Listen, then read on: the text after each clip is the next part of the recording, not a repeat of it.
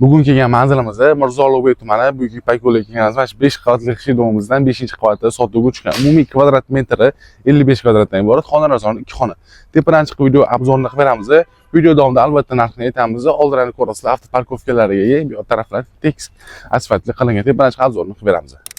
Kvartiramizga kirib kelganimizda prixojani ko'rasam, keyin katta qo'shgan bu yoqda o'zining shkoflari, birinchi ko'rib o'tirgan xonamiz, o'zini ota-onalar uchun yotoqxonamiz.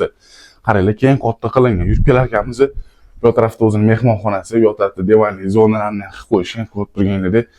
Bu tarafga o'tib kelganimizda, bu tarafimizda, chap tarafimizda ko'rib turibsizlar, o'zining hojatxona, yuvinish xonasiga ega.